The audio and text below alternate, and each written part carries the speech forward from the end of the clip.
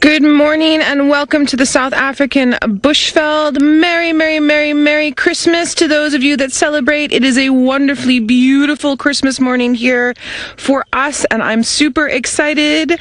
I am Noelle and on camera today we have Ferg. Hello Ferg. There's his little jingle bell thumbs up. Well done Ferg. Alright, so this is a Safari Live. We are live, we are interactive. You can follow us and ask questions. Hashtag Safari Live on the Twitter or on YouTube chat. Now, not only am I excited about that beautiful sunrise we just saw, but I have found evidence of someone who's come to visit us this morning. I have found 4x4 tracks, what looks like waterbuck dung. So we were all wrong. He used waterbuck this year. And then he apparently was here just before the sun, or just before we got here, just as the sun was coming up, because there is what's left of the biscuits, of the little rusks, and the milk we left out for him. So Tula Ann, sweetie, if you're watching, it was waterbuck that he used, and he enjoyed a bit of the colors before we all got out here. What a wonderful, wonderful Christmas present for all of us, and I hope that you're all waking up and enjoying this day as much as we are. I am actually not just excited because we found where Mr. Claus was sitting, but I can also hear ground hornbills in the distance, and I'm thinking we might have to go look for them. I haven't seen ground hornbills in forever. We might be able to hear them. I'm just going to be quiet. Let's see.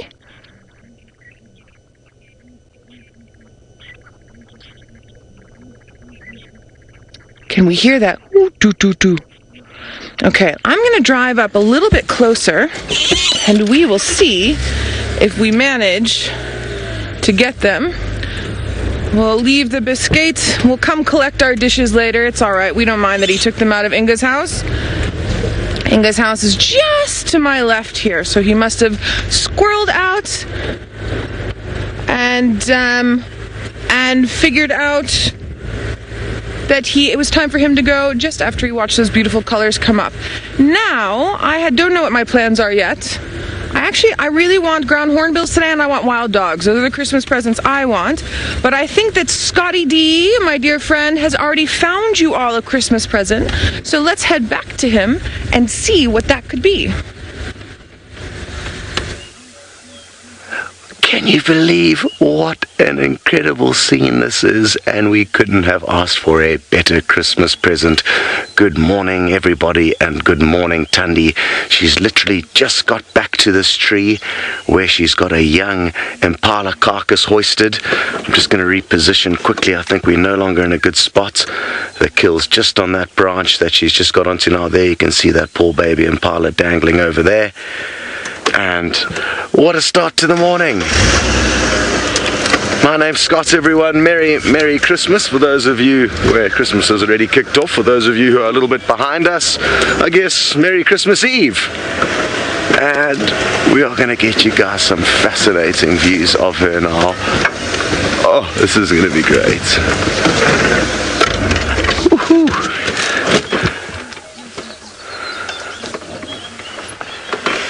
So you can just see her silhouetted for now. Sensors might have to tweak one or two settings with this dull light, but let's have a look and see how it looks now. Incredible. Well, Celeste, you've got your wish. You were hoping for some Christmas spots, and we got very, very lucky. We were driving in this general area. I wasn't exactly sure where the kill was, and thanks to all of you who gave us reports that you spotted her on the Djuma dam cam, because we raced towards the dam and kind of found her midway between the dam and where she is now. As you can see, she's busy doing her best to unwrap her Christmas presents. She's just plucking the fur before she can start snacking on her little Christmas treat. Fascinating scenes, and thanks very much to Karen, who was the one who let us know, who spotted the leopard on the dam cam and let us know, so massive thanks to you. A great show of how teamwork can help us out here on Safari Live. It's a magical morning here. There's a few ground hornbills calling off in the distance. Doo doo doo doo doo doo. And I think at some point in time we are going to get some beautiful sunshine It's predominantly not a cloudy day, but there are one or two clouds out to the eastern horizon, which may delay the sun's approach, but I think we are going to have a magical, magical morning here.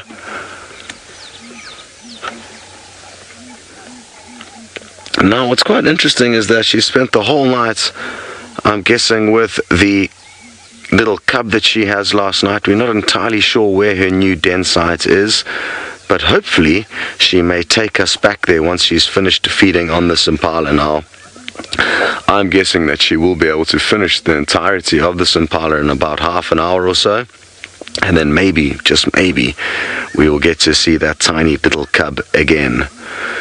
Sky, you are hoping to see Shongile this morning, who is a young female leopard. That would be the ultimate present, especially seeing as though we haven't seen her for so long. So, who knows, maybe we will get lucky with that. We'll have to rely on Noel to hopefully work that one out. So, who knows, she might find him, or Chongile, Hosanna, Tingana, Shadow. There's a whole bunch of leopards that we could still get lucky finding. Who knows, maybe some lions will pop onto the scene. Wonderful stuff. Well, we're going to stay here as Thandi enjoys her Christmas breakfast and send you across to Noel, who seems to have found the ground hornbills that I can hear. Do-do-do-do. We have indeed, Scotty D, we found the hututus. We have one in a tree. The rest of them are down at the base of the tree. I haven't been able to see them yet. Now they're calling back and forth to each other. So I'm hoping, they just stopped now, and I'm hoping this one on top will start calling again so that you can hear that wonderful hoo-too-too-too. It's a very, very deep, deep, deep call. Now this is an adult, but I'm hearing at least 2 or 3 others, so I'm sure this is a little group. Now, like many other hornbills, they do mate for life. And you will find sometimes that it will be a couple of mated pairs that wander around together with their juveniles and offspring. There's not many of these left in their natural habitats and their natural distribution areas. They are quite susceptible to changes within the environment, especially around the trees that they need to use for nesting. And one of the trees they like to use in our area is a marula tree. But the elephants also really love marula trees. So when you have an overpopulation of elephants, you have less marula trees in the area, and therefore less space for the hornbills to decide where they want to nest, and therefore the population drops. Also, human development takes out the options as well. Oh, Ferg, we've got the red-footed kestrels flying over. Guys, they're back. I was so excited. When I was driving home yesterday back to work, I saw a whole bunch, I think we call them Amur falcons now, a whole bunch sitting on the telephone wires, and now there is a huge crowd of them flying, a huge flock flying overhead. I'm so excited. They're just tiny little pinpricks there. You can just see them coming across.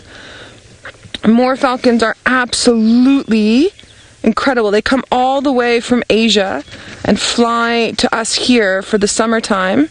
I think they used to be eastern red-footed kestrels, and now they're Amur falcons. Oh, absolutely beautiful. Oh, this is my favorite. I didn't even ask for this. This is my Christmas present indeed.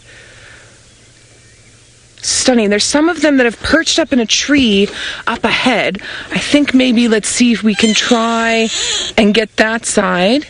Oh, well done, Ferg. And see if we can get a little bit of a better look at them. There we are. Fabulous. They've landed just up ahead. They basically came across and overhead, and then our hornbill flew off and then down where we can't see him. And now the kestrels have landed up in front here, and we might get another glimpse of our hornbills if we're lucky. If not, that silhouetted one in the tree was absolutely beautiful. Gave us a good chance to chat about them a little bit. We don't always get to see them here, as you all would know. And then I get up to the tree and they've flown away. There might be 1 or 2 still sitting there. I have a feeling that what they want to do is come down for a drink. I just want to see how this works out, and then I'll reposition. Absolutely gorgeous. More falcons are a really good version of a meta-population. We were talking a lot about populations yesterday, but I will hold off on that conversation while we head back to Thandi eating her Christmas breakfast and back to Scott. Well, exciting stuff with all the falcons coming into the scene, as well as those ground hornbills. Well done, Noel. And as you can see, Thandi continues to snack on this kill. Now, we do have another vehicle that's arrived in the sighting, and we have kind of parked ourselves in pole position, so looks like Aubrey, one of the Djuma guides, is going to be able to slot his guess into another spot for now, but I will reposition shortly just to let him get into a good spot, because we don't want them not to have a good view and just us two. So let's actually just reposition now. We can actually get into a spot where we'll be able to open up a view for them. Seeing as though it is Christmas, we need to spread the love, and I think we're going to be able to get a good spot from here. Put the camera up there, please, Sense. Oh, that looks okay.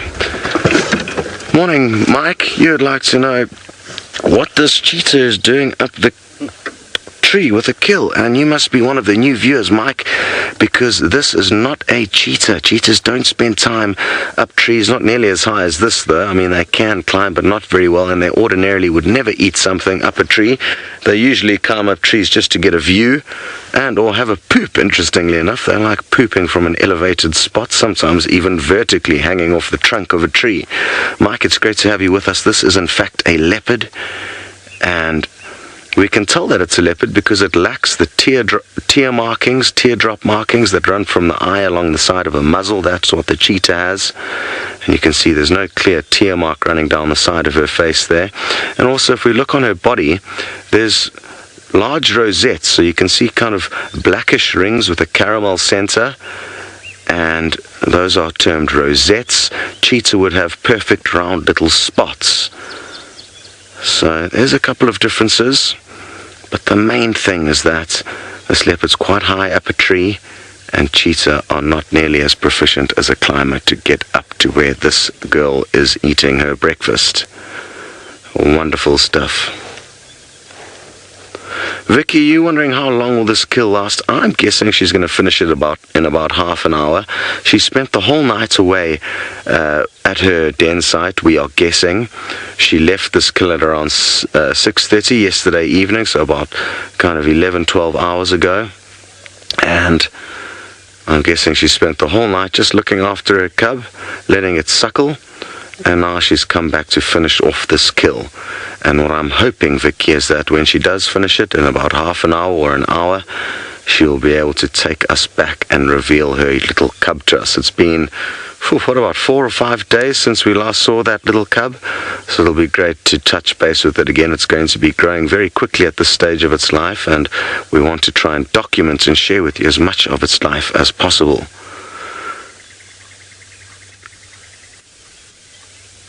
Wonderful stuff. Now, the thing to remember with a tiny baby impala like this, she'll eat the whole carcass. She'll probably be able to crush through the skull, eat the entirety of those legs, sometimes even the hooves. So she's going to get a good meal out of this. Even though it's small, she's going to be sustained for at least the next 12 to 24 hours quite comfortably.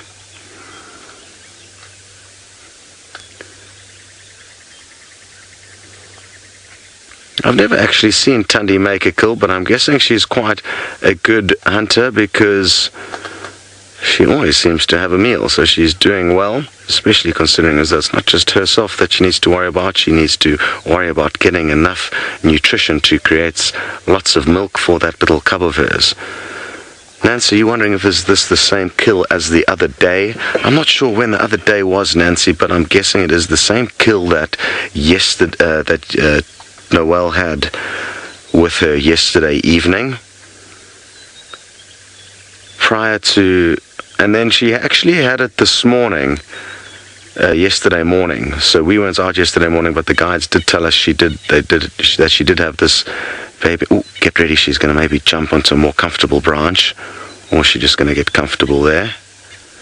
Now, the day before yesterday, her and her sister were kind of squabbling over let me just reposition slightly, squabbling over a kill, which in all likelihood her sister made, hard to be certain.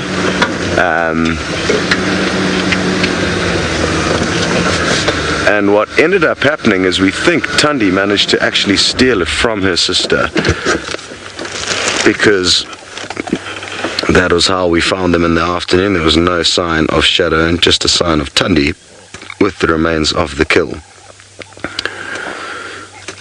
There's a possibility that she may have caught 2 of these baby impalas yesterday. We're not 100% sure of exactly what happened. There is a chance and leopards will from time to time catch 2 kills, stash them in 2 different places, sometimes even more than that if the going's good. So that could have happened yesterday. It sounds like, relative to where the guide said they had her with 1 kill and relative to where Noel found her, there could have been a possibility that she did in fact have a combo deal. Now, it's interesting, there's no hyenas on the scene just yet, but they may catch wind of this kill. It's a very still morning though, so there's not much wind wafting about, and sometimes hyenas just don't get the message, but that will make things interesting. There's also little tiny bits of meat that are dropping to the ground and little bits of fur that she's plucking out, so it'll be wonderful if a hyena does come snooping about here. She's chosen a wonderful, wonderful marula tree, that is for certain, and what a wonderful, wonderful way this is for us to be spending our Christmas. It doesn't get any better than this. Good stuff. Well, Noel has been chasing along, trying to keep up with those falcons that were steadily flying off to the north. So, well done to her, and I guess we're going to send you off for a quick view of what they're getting up to. All right, we've completely lost our ground hornbills, but we have found resting Amur falcons. I'm super excited. Here they are, and you can see them much better now. Males mixed in with females. We got here, and Ferg says, look, it's our Christmas tree. And they do. They look like little ornaments inside of that old knob thorn there. So we were talking about metapopulations. So yesterday we talked about populations. So one Amur falcon, oh, there they fly off. One Amur falcon is an individual, and then many Amur falcons are a population. But Amur falcons are in what's called a metapopulation, so it's a very large population that can be divided into groups, and then individuals exchanged between the 2 groups. It's actually very interesting scenario. It has a lot to do with breeding, and it also has a lot to do with keeping the genes flowing. And then something like the Amur falcon, it works really well because of the way that they fly and the way that they migrate, and they can constantly be working that genetic material in and out whilst they migrate towards Africa, and then when they migrate back towards Asia. It's very, very, very interesting. Oh, beautiful. Out into the sunrise like that. All right.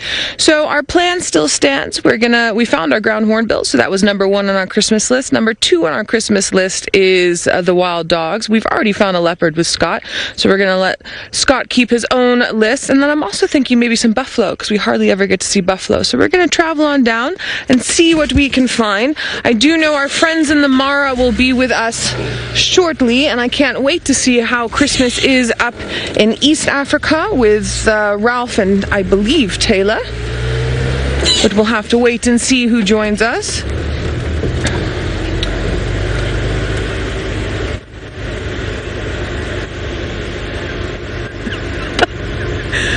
Aaron, all you want is the 4 Birmingham male lions on a buffalo kill on Djuma.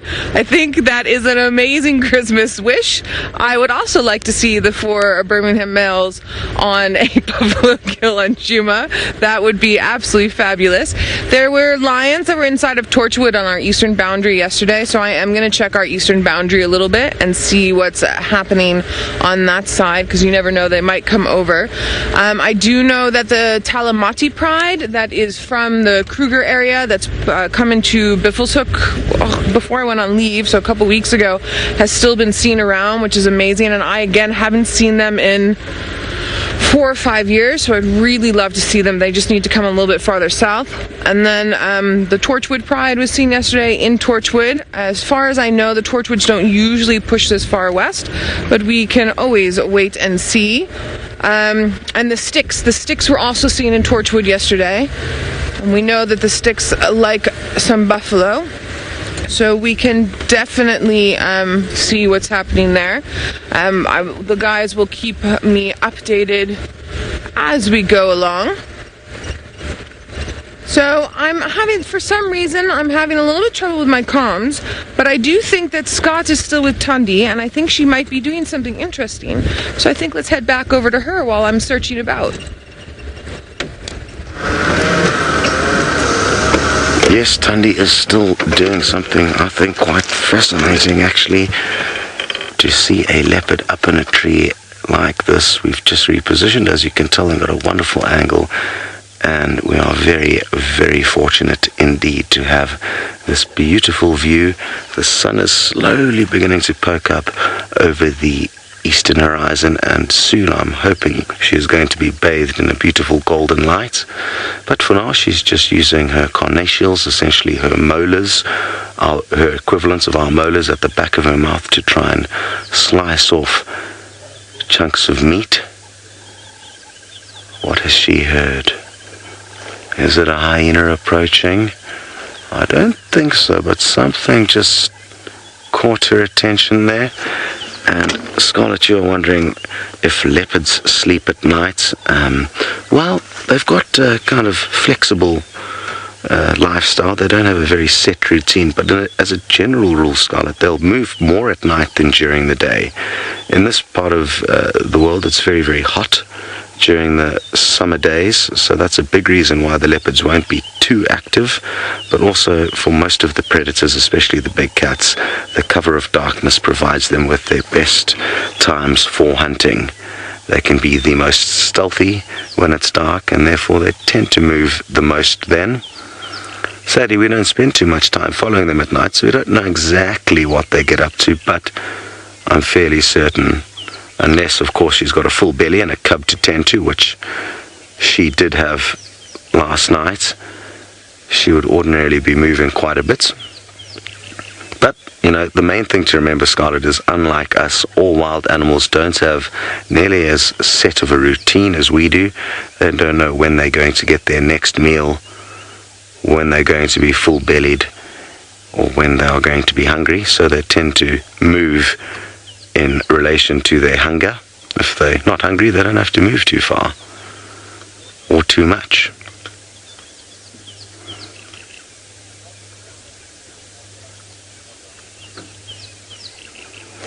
Oh, she's making fast headway through this kill, which is good prospects for us. Like I said, if we are lucky, she is going to take us back to her den site. We're guessing it's a new one. And yesterday evening, some of the guys did manage to stay with her until just before it got dark. So I've got a good idea of roughly where the den could be. We think it's a little bit further north. Well, I'm guessing it's a little bit further north of where it initially was in the Mulwati drainage. It could be in another smaller drainage that feeds into the Mulwati, kind of from the Buffelshoek cut line. So she's slowly tending to the north, and I know in that little drainage line or riverbed there's lots of good hiding spots. All we need to hope for is that we can actually follow her through there with our little vehicle, because that is the only thing that would stop us getting to the new den. Hi Mikey, you wondering how old was this young impala? And I'm guessing most of them were born in and around late October or early November. I only arrived here on the 1st of December, and by then most of the young impalas had already been dropped. So I'm guessing there and thereabout, Noel might have a little bit more intelligence as to when the first baby impala was seen and when the majority of them were born. It tends to happen in quite a short window period of about a month. But interestingly, there are still 1 or 2 impalas that we've seen that are still pregnant. So even though there is a large amount of them that do give birth within a very short period of time, 1 or 2 of them maybe a little bit late, so hard to be exactly sure how young it is, but roughly a month or two. And don't be fooled, even though it's small and very cute, and it's obviously sad that Thandi managed to catch it so young in its life, baby impalas are very quick, and all baby animals are actually very quick, so it's certainly not an easy task for her to catch one, possibly easier than catching an adult, but after these impala have been alive for even 12 hours to 24 hours, they are very, very quick. Okay, well, we just got some feedback from Noel that it was the beginning of November that most of these impala babies started being born, so roughly anywhere between a month and 2 months old, Mike.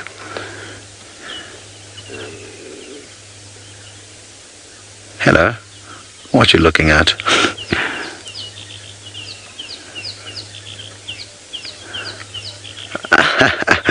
Well, Philip, keeping with the Christmas spirit, you said you love the decorations that Thandi used to decorate her big Christmas marula tree. The main one being this baby impala she draped over one of the branches. I was hoping that we were going to be able to get a chameleon for our Christmas tree back in camp, but we haven't found enough of them. Speaking of which, I do have another Christmas present. It's a little bit of a surprise that I found crawling around camp last night. Slithering would put you on the wrong subject, but I am only going to reveal what that little creepy crawly surprise is a little bit later once I've found a suitable home for it. So once we get a moment, we'll try and find the right tree to release this little creature into, because they do like a very specific home, and seeing as though we've moved it from our camp where it's not a suitable home for it, we just need to make sure we drop it in the right spot where they like to live out here, rather than just ditching it in a bad spot. So that is something that you guys can look forward to. It's just down here waiting patiently for us to get a gap. Catch is, I don't know if we are going to get a gap to go and look for a home for it, although I've actually just seen a good tree that we can pop it in right here. These specific animals like to live in knobthorn trees and the cracks in the bark. A few more clues for you to guess what it is that I'm going to show you.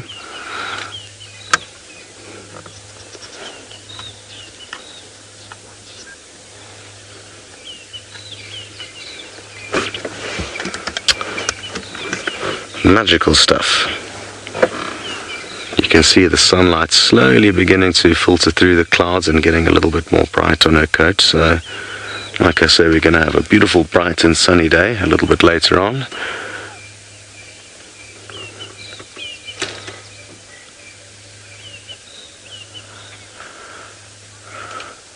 I really wonder how long she's going to be feeding on this for. She's already been here for about 25 minutes, maybe another 25-30 minutes or so. Conrad, you've noticed that her bottom left canine is broken and are wondering what could have done that. I'm not actually too sure. It could have been just nibbling on a bone, or I'm not too certain. I'm also not too certain when it happened. I'm sure somebody will have a fairly good idea at which point in her 11 years on the planet she would have broken that tooth, but I'm not too sure. It's not uncommon for predators to have broken teeth like that, and I'm guessing it's usually from kind of what she's doing right now, trying to crunch through bones. Looks like she's crunching through a leg bone there. And because this impala is so small, she will be able to consume in all likelihood the entire thing, including the little hooves and the skull. There's not much that goes to waste on these baby impala kills. Very good. Well, what we're going to do is we are going to reposition near the creepy crawly's new home and get ready to reveal that present for you. And while we do that, we're going to send you back to Noel for an update on how she's getting along. No updates this side. We are busy looking for tracks and busy driving around and seeing what we can find. I'm seeing a lot of evidence of elephants around, but not seeing the elephants themselves. And also checking up to see if we can get anything on the male lions that were requested, and also the wild dogs that I always love seeing. I know that Tristan had some really nice wild dog sightings when I was on leave. Made me slightly jealous, of course. And then also just checking, Scott had Tingana yesterday, not far from where we are, and we're just meandering around and seeing what's going on. It's a really, really beautiful, beautiful morning. It's a nice temperature. Good cloud, a little bit of clouds around. It's absolutely stunning. So yeah, we're bumbling after our really brilliant birds.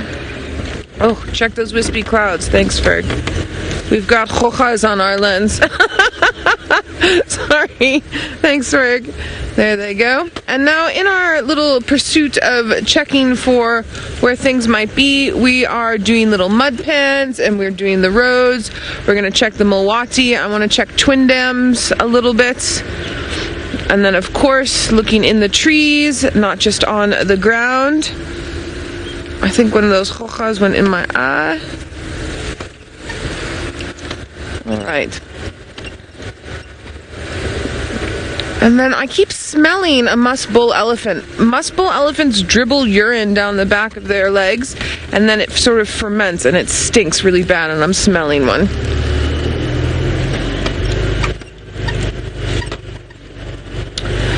Nix, I'm so sorry, you're going to have to go again.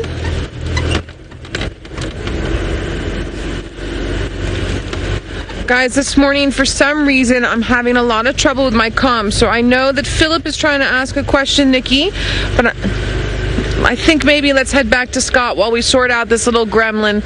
I'm so sorry. Let's see what Thandi's up to. Welcome back, everyone.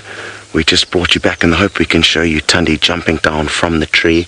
It's always so wonderful to see them going up and down these massive trees, and we're going to get a great view of her coming down now. Now, the reason she's come down is because she's dropped half of her breakfast on the floor. So she was obviously chewing her way through the carcass, and this front portion dropped down. She may actually continue to feed on it down here because it'll be a little bit easier. As you can see, there's not much left. A little bit more comfortable feeding on the ground compared to up in a tree. Or, if we're lucky, she will take it straight back up there. What are your plans? Where are you going? Oh, this is interesting. Are you going to take it to another tree? Where are you taking this kill? Now, I'm told a few of you have already guessed what my little surprise is for you. James Rittich, you've guessed scorpion. Maybe you're right. Others have guessed millipedes and a whole bunch of other things, so keep sending your guesses through. I didn't have time to get to the tree, which is this big knobthorn over here, because of all the action that was unfolding with Thandi. Is she going to go up this next marula tree to our right here? It could be. Christine, you think it could be some kind of a lizard, perhaps? Yes, who knows? It may be. It's definitely something small. Anna Marie, you've been one of the millipede thinkers now. The reason why I've had to relocate this animal is because it is dangerous. So we don't want it to be in the camp. And let me just reposition here quickly. It seems like we're getting left behind. So it's something dangerous that I thought would be better out of the camp than in the camp. There's a tiny little leg left in the tree, which is interesting. So she may well come back here, and I'm surprised she's decided to move away. And this is a great example of sometimes how you just really cannot predict what these animals are going to get up to and or justify why. I mean, it really doesn't make any sense that she is going so far away when she had a perfectly comfortable marula tree there, and she's kind of like just wasting energy now because she's left some food there, now she's carrying this away, then she's going to have to come back to that. It just really doesn't add up. But as long as we get to stay with her, we'll be able to maybe understand what the logic is behind this movement. Oh, sorry Senzo, bit of a hole there.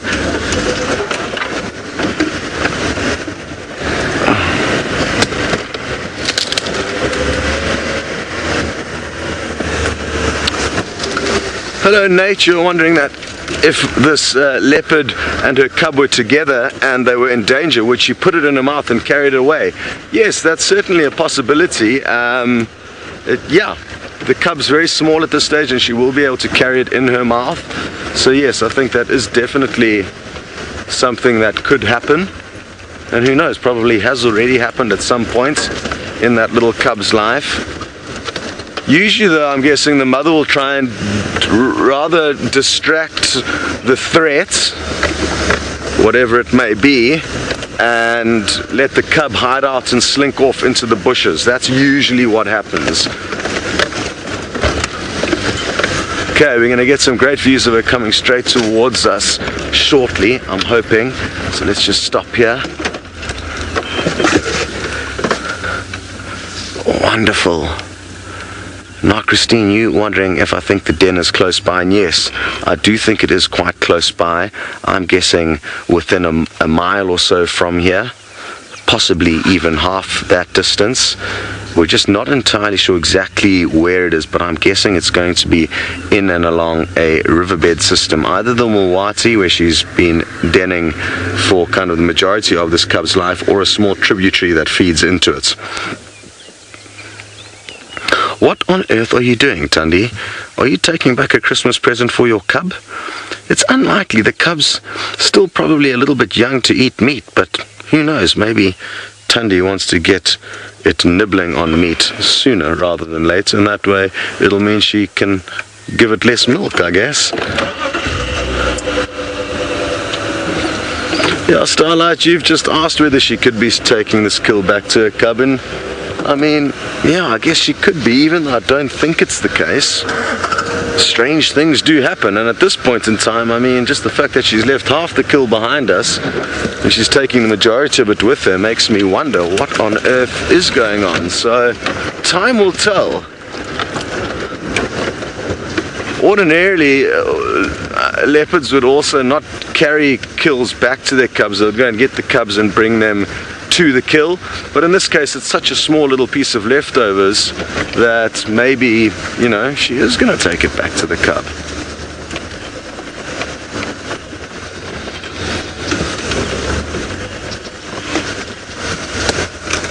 Oh, she's quite high up. I thought she would have popped out onto the road already, but she's kind of starting to move adjacent to it. We'll just let Aubrey and his guest go ahead, because we managed to sneak a very good view of her earlier, and it's so much easier for us to maneuver our vehicles because we're not driving a big safari limousine like he is. So we'll let him just get into a nice spot and we can work around him. What an awesome morning! Can you believe it? Leopard up a tree, leopard on the move now. Oh, interesting, she had a poop here after we drove this road, because when we drove here there was no sign of this poop. There it is there, and obviously that's when you guys may have seen her with the dam cam. Good. I wonder how close she was to us, because we must have just been a few minutes ahead of her.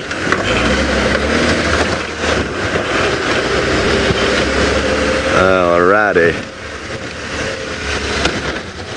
I just want to get a decent distance ahead of her because the sunlight's poking through now, and we're going to be able to get some epic views shortly. I want to try and get as low an angle as possible, so we'll drop down onto this low-lying section of the road, and we are in for a treat shortly.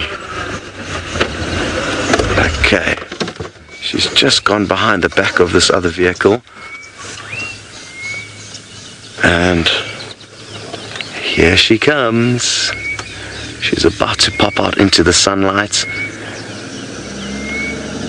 She's still just in the shadows. Here we go. Magical stuff. It doesn't get any better than this. Now, I want to keep reversing alongside her, and maybe even down this road she may well walk along this road, and if she does, we're going to be able to, oh no, I think she's going to cross. But look at how beautiful the sunlight is on her now.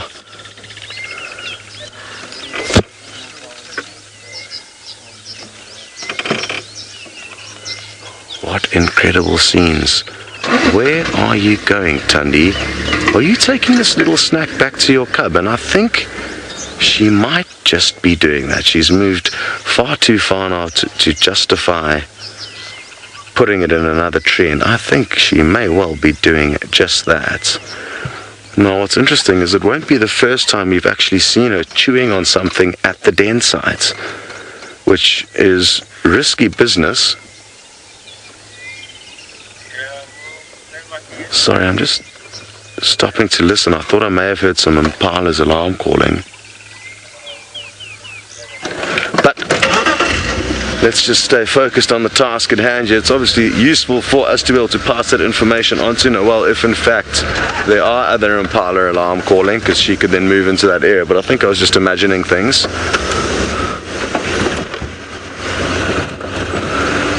Now we do need to be careful here as to not lose her. She's moving down into this. There's a big riverbed system down to our right over here, and it can be tricky following them off-road, so I just need to make sure I don't lose track of what I need to do here and lose her, because that would obviously be terrible, especially if in fact she is on her way to the den. Good stuff. Now we are going to be sending you all the way from a beautiful sunny morning in South Africa, 1,600 miles up into Kenya, into a beautiful reserve called the Masai Mara, and we are going to be sending you on board with Ralph. I'm not sure what he has in store for you. Good morning, everybody, and welcome to the morning game drive here in Kenya in the Masai Mara. And I'd like to wish everybody a very merry and happy Christmas from all of us on the Safari Live crew. My name is Ralph Kirsten, and we've got Archie on the camera. Welcome aboard, and please join us on the hashtag Safari Live on Twitter and on the YouTube live chat. We've got a lovely, cool and fresh morning here. The elephants are grazing calmly through the plains as somebody gets a lovely Christmas present, and they're floating over the Masai Mara for Christmas. There in the background, I think our plan for this morning is going to be to head towards where those lions were feeding on that hippo yesterday afternoon when we finished up. So I think we're going to start off there, and we'll see if the lions have moved off or not, and if the hyenas have had a chance to get in. If so, there might also be a bit of vulture activity with the jackals that were also skipping along behind.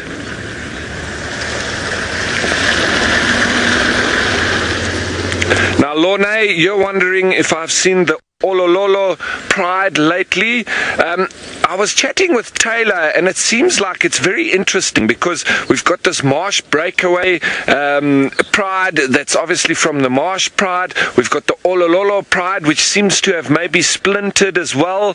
So there's a mix of lions now because they're increasing with numbers with the cubs. I'm not sure that I've seen the Olololo pride since I've been here. I know I've seen the Angama pride, and I've seen the marsh breakaway pride, plus the sausage tree pride, some of them also fragmented. So I'm hoping this morning that we can find a lot of different lions, and I'm going to do my best to move around the marsh, and we'll see if we can pick up on a few of the different groups.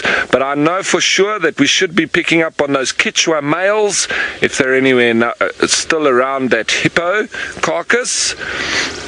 And wow, what a fantastic morning, and great way to start off Christmas, huh? Looking out over the plains with the hot air balloons moving through in the background, drifting gracefully over the plains.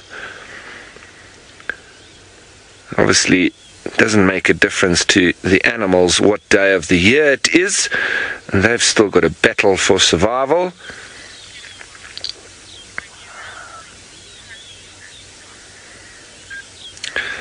So, like I said, the plan being to head straight for those lions, and we're going to hit the road shortly.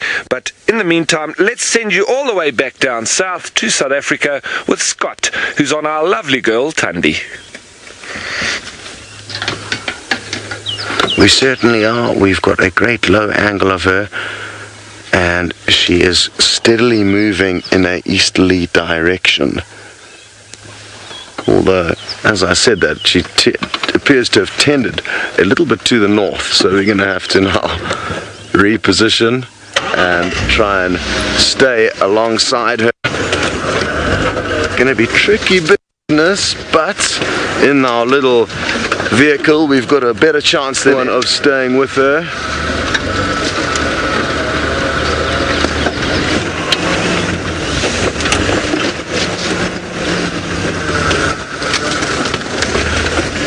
Brian, yes, most certainly there is a strong chance of other predators being attracted to her den site by the smell of a kill. So yes, that's why it's very strange that she's doing this, and that she has also done that already. We've seen her feeding on a kill at the den. I kind of presume that an opportunistic kill at the den because she's kind of programmed to do that, but now I'm beginning to wonder if she didn't in fact take a kill. I'm guessing she's taking it back to another den as used before. We've seen the cub before because he's heading straight in that direction, and it's not too long until we get there. Now we are going to have a bit of a balancing act here. Aubrey is in the sighting as well with us, and I would like him and his guest to get a view of this little cub. So I'm just going to communicate with him quickly and just work out a plan, and just say once we've had a quick view, then he can move in immediately. Orbs.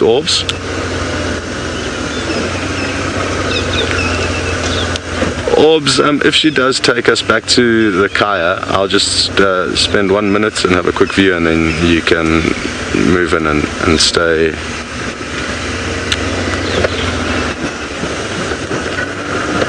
So, good friend out the plan, and exactly what's going on. Of course, it's so exciting, and it should be in the next few minutes, so don't go anywhere. Cancel your plans if you had any, because the signal's a bit shaky, but it should hopefully get better. We're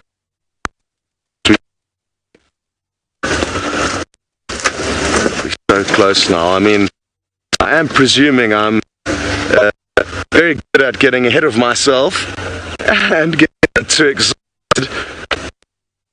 like that, because I could in fact assume the den is here. Maybe she's still got another mile to go.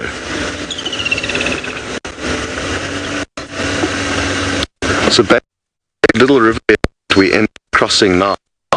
Good loops on meters. Okay, the signals are away while we get into position, and hopefully it won't take too long before our signal to stabilize. But in the meantime, we are going to send you back up to the cloudy Mara. I'm not sure if you're going to be joining one of them receiving you, and I'm sure they're going to be happy to have you. Yes, everybody, welcome back. It's just coming back to us as we're on our way, just trying to get to where the lions were quite quickly, so I'm not messing about. I've taken the quickest route on our way there, but look at this. We've got a beautiful scene here with the hot air balloons drifting over the plains in front of us. And we're on our way to see if the lions are still around that hippo carcass. And I can't wait to get there, because it's going to be very interesting to see whether those hyenas have had a chance to get in. And obviously it would all depend on whether those males have given a back seat. If they've had enough to eat, and over the last 3 days they've really had their fill, so sooner or later they're going to relinquish.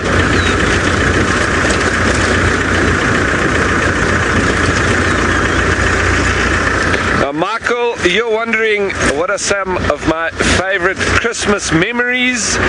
Well, for us in South Africa, it's always around the swimming pool and watermelon.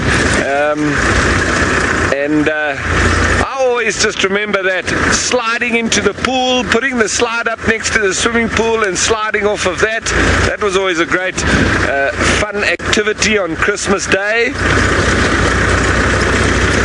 But we've also spent many years, when I was growing up, we grew up a little bit inland, and my parents used to take us to the coast every year. So we were one of those happy-go-lucky holiday makers that would head from the big towns down to the coast and take it on by storm. And there was always lots of seafood, breakfasts and lunch, and lots of getting sunburnt. So piling on the sunscreen, that smell of sunscreen for me also reminds me of Christmas and the beach. And all the family and friends getting involved with the camping setup. There's always lots of fun. And each campsite that we stayed at always had something special about it. I remember the one campsite we stayed at, they had a super tube. This is something in South Africa, I don't know if you call it the same around the world, but a super tube, meaning one of these blue sort of 3/4 enclosed overgrown hose pipe. And this sort of leads in a snaky downhill loop, and we normally had to put some water in it, and then you would go down this super tube. So we used to have lots of fun around these devices, or whatever you want to call them. So super tubes and water sports was always around Christmas. I remember also the paddle ski, and everybody fighting over one of our paddle skis that we had to go and get to the beach and get in the waves, and everybody trying to catch the best waves with the paddle ski. So very water sport related.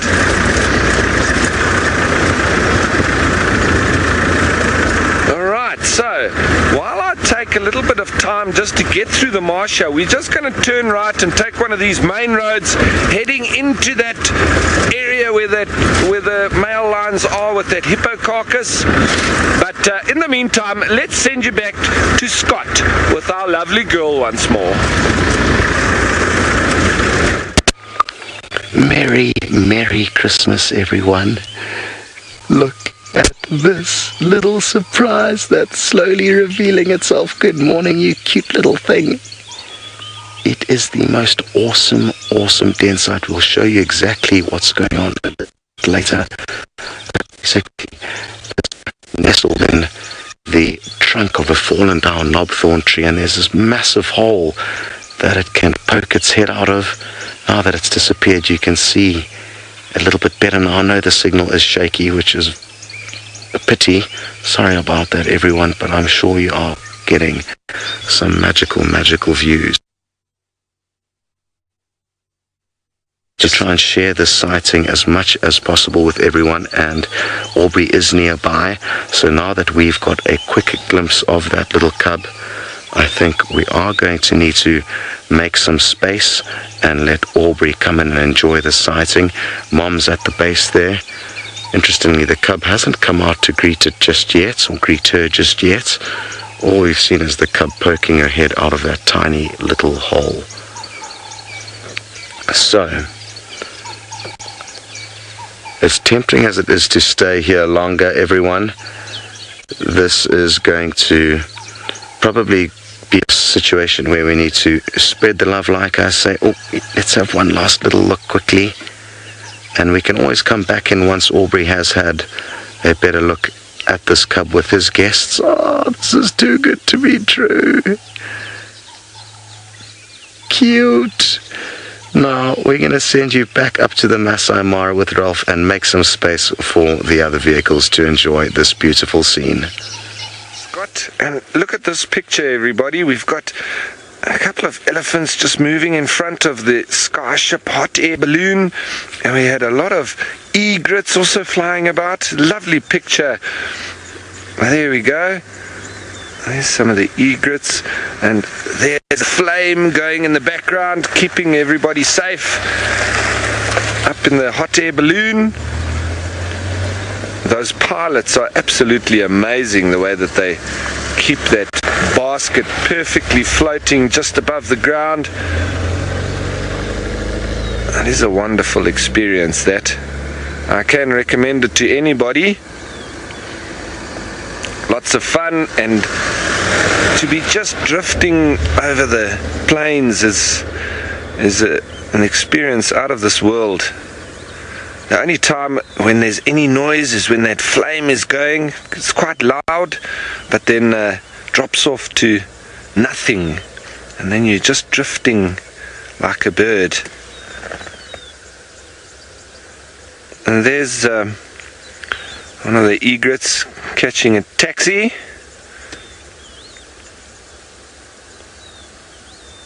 What a lovely scene this is, eh? What more could you ask for on Christmas morning? Lovely. Elephants peacefully grazing. There was a little rough and tumble with a couple of the young males, it seems, but it's all calmed down. Very quiet once more.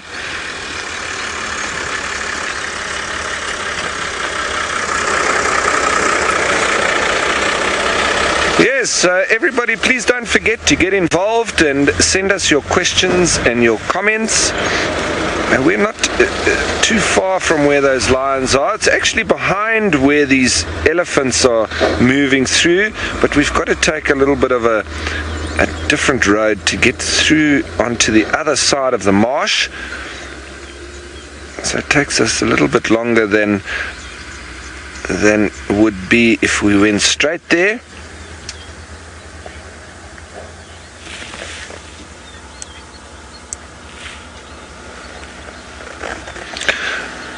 Now, Jason, you're wondering if any animals ever feel threatened by those hot air balloons.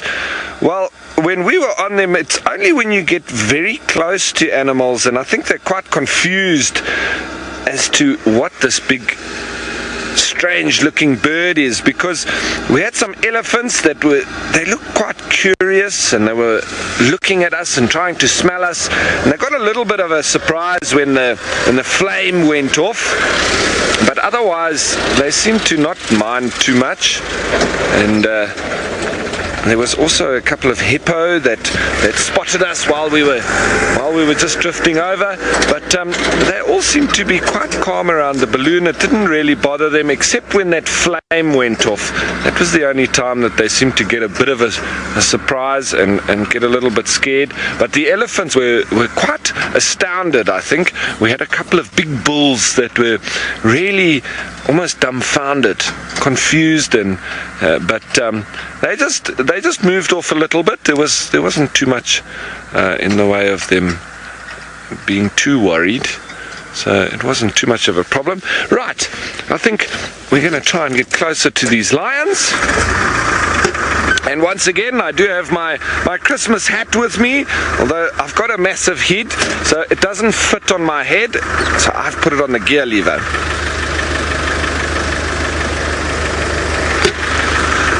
Now, Sankit, you're wondering if those hot air balloons are there to shower the gifts over the Mara. Well, if it was full of people, I think it would be a very good idea. But unfortunately, or should I say fortunately, this area is just filled with wildlife and game. So the only present I think that we could literally shower them with would be something like teff, or some nice rich grass, but I think they've got enough of that as it is, so they'll probably just keep floating over them, watching them, and all the people that come to pay to do this hot air ballooning, they're one of the people that do contribute to this area being able to be protected. So we're very thankful for everybody that pays to come through here in the Masai Mara, as it does assist in the generation of the finances to be able to protect it. So it's all part of the bigger scheme of things.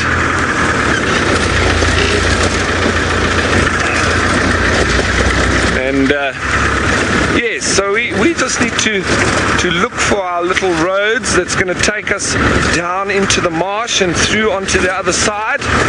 We need to choose the right one, because otherwise there are a couple that I have taken that lead to more or less dead ends, because we'd land up getting stuck. So I've had to turn around and come back. And I think it might be this road that this vehicle is moving down. So we might just follow them. But we'll have a look as we go.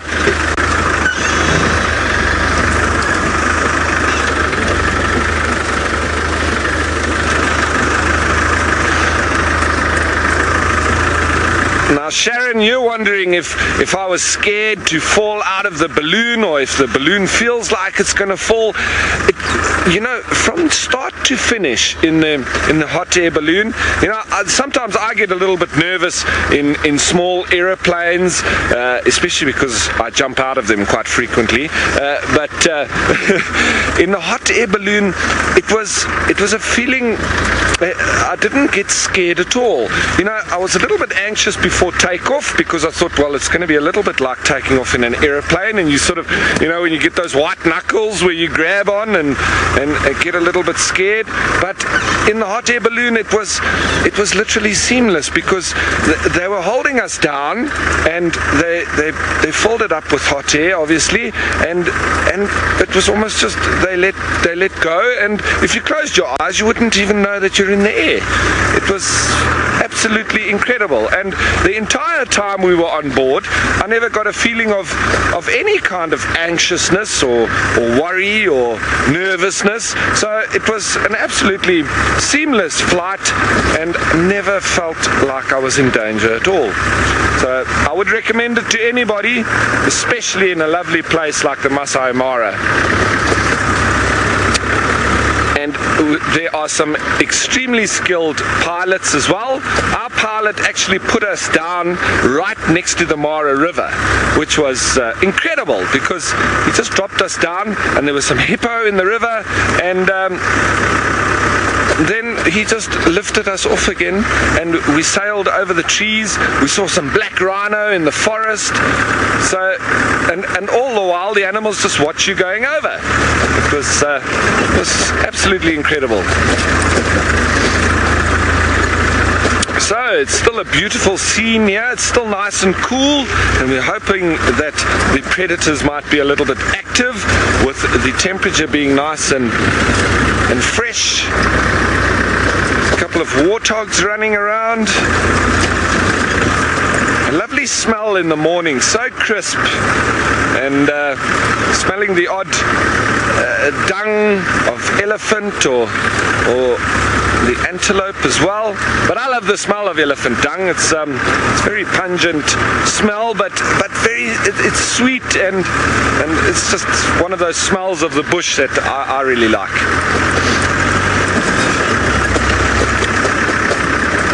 Right, a little bit quiet leading in through here towards the marsh, and I wonder where all the elephants have moved off to, because the other day this area was packed with them.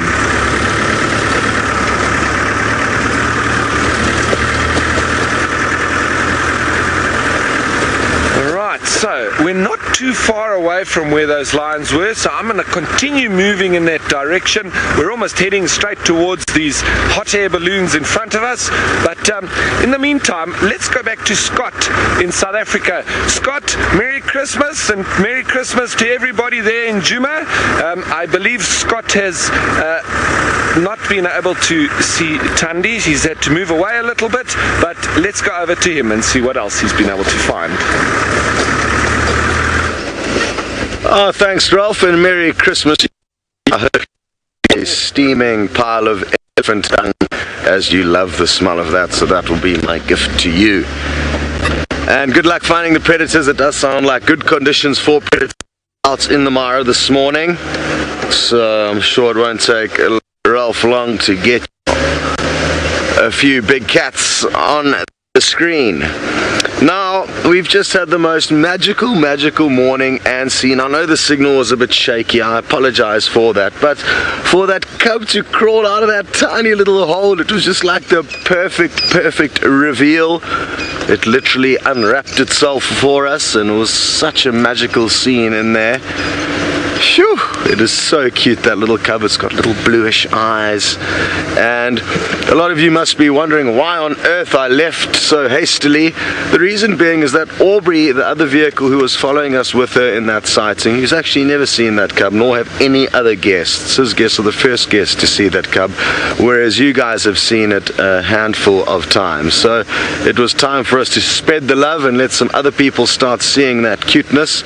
And because it's only a one vehicle sighting, it means obviously only one vehicle can watch at a time. And the reason why it is a one vehicle sighting is because we want to be extra sensitive and just very slowly habituate that cub to the vehicles and slowly get it used to our presence, rather than all bombarding in there and giving it a bad taste from a young age.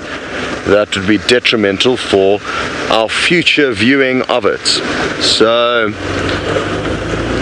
we had our little 1 minute in prime position, and then it was time to move out and let Aubrey come in, and probably after he's had a look, it'll be a closed sighting for the rest of the day. So even though only one vehicle will go in at a time, it'll also be limited to possibly only 2 or 3 vehicles per drive, until it gets a bit older and more relaxed with the vehicles and more used to the vehicles, and then we can start spending more and more time with it with more vehicles. The good news is we are not finished our quest for leopards this morning. We've ticked Thandi and her cub off the list, and now we're going to search for Shadow and her daughter, who's a 1-year-old female. So still good prospects to find you leopard this morning. Sadly, poor old Noelle's having some tech issues with her vehicle, so she's back at camp trying to get that fixed. That's why you may be wondering where she is. And let's hope that... Oh, well, good news. The tech wizards have managed to fix whatever problem she was having, and she's... Why don't you jump back on board with her and get an idea of what her plans are from camp? Hello, yes, thanks. The gremlins have gone for now. We're going to keep monitoring them and see what's happening. So we had to go back to camp to get it sorted out. And now we're going to go, I think, to Treehouse Dam and check out Treehouse Dam and see what's spotting there. And then we'll have to wait and see. Who knows? Who knows what will happen this morning? It has gone from a beautiful balmy morning into some heat. It is going to be a very hot day today. Of course, it is the middle of summer. Fabulous. And I hope you all enjoyed Thandi's little cub. I still haven't seen it, so Scott, I am a little bit green with envy. Sorry, just a little bit bumpy here. But hopefully later this afternoon, I'll get my chance one of these days. It'll be good. All right.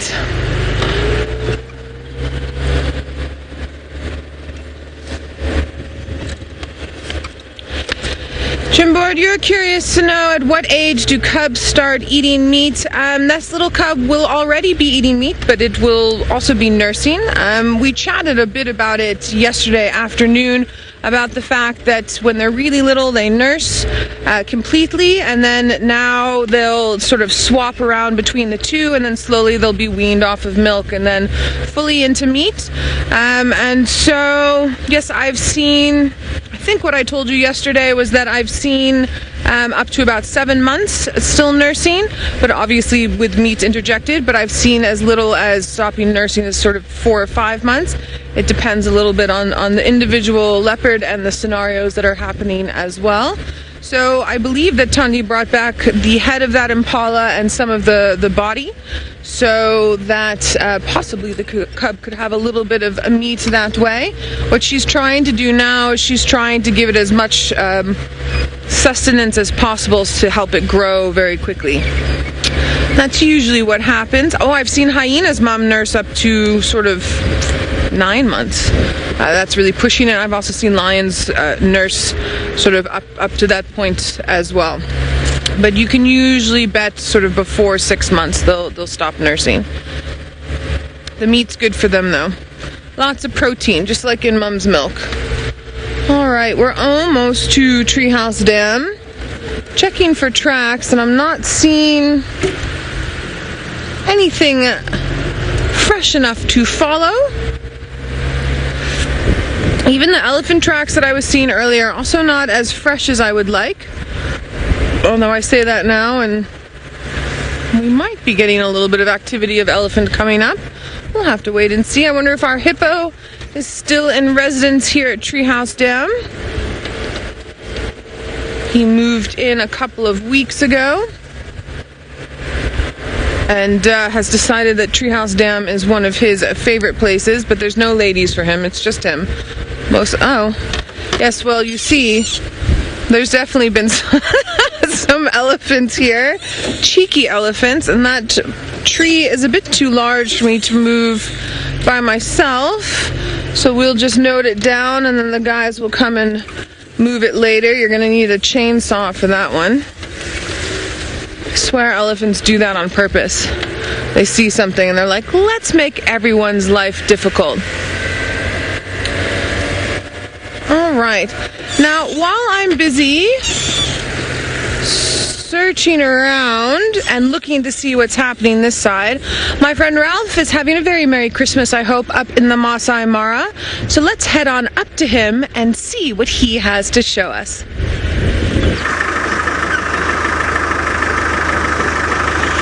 Yes, everybody, so having gotten closer to where the lions are with that carcass, we've got the usual suspects here that have been obviously trying their luck through the evening, and that's what I was wondering, to see whether the lions have been able to maintain the carcass, if they still wanted to, if they've had their fill or not. Now it's interesting to see these hyena are moving away from where that carcass site is, so just following up a little bit behind them just to see where they're going. I do think that they're probably heading all the way over to where the governor's gate is and in towards where the airstrip is. Remember, I found that one female down there with the blue eye. I think they might be part of the same clan and probably moving back in that direction. That distance between here and there is really nothing for a hyena. They'll cover that in the next 15-20 minutes. They'll be back in that area by the airstrip. And you can see them now just moving along up the road. So I thought I'd just follow them for a little bit and see which way they're going.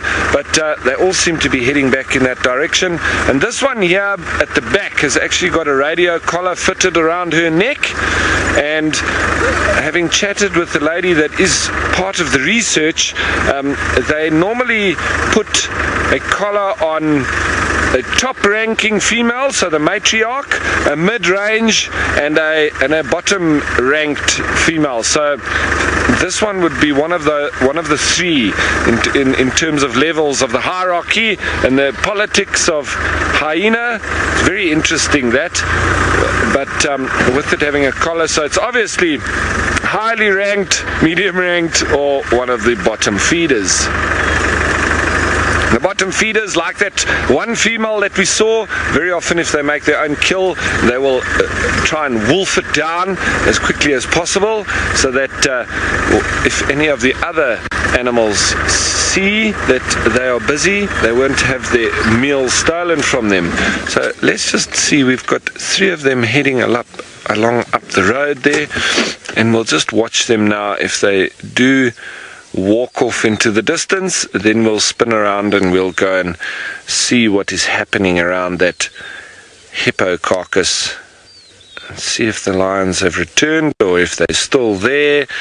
And yesterday the vultures were all waiting in the tree, so it's anyone's guess as to what's been happening there. I wonder if these hyena have turned back now empty-handed, or if they've managed to get themselves a meal.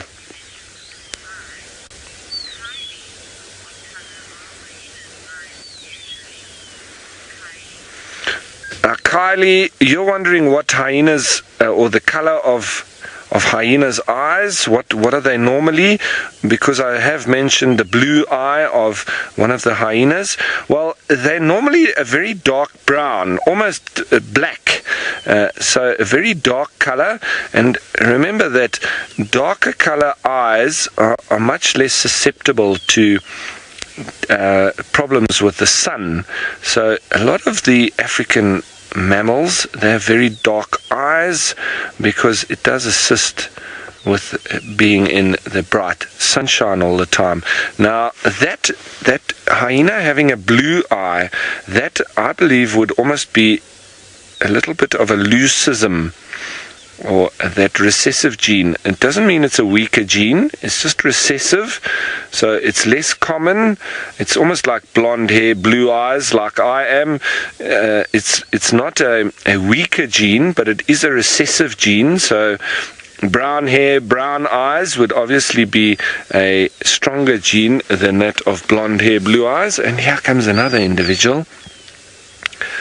So that one with the blue eye might have just had a slight difference in the chromosomes with the genetics.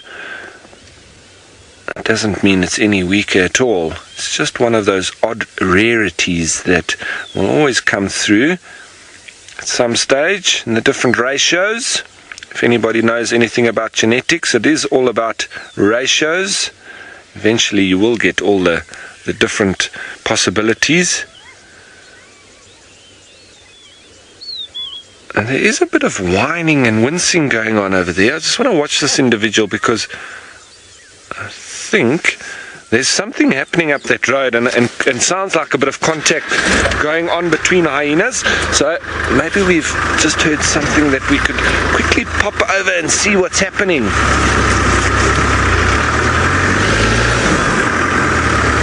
Hyena were talking to each other there. You could hear them mew, ew, ew, ew, with little squeaks and squeals, and you can see those 2 individuals looking over towards them.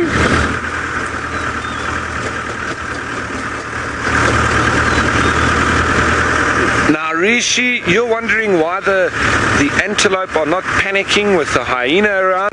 That's actually a good question, because I've often sat and chatted with Archie, because we're also enthralled as to why the antelope don't really bother that much with the hyena, even though they are potentially very good hunters.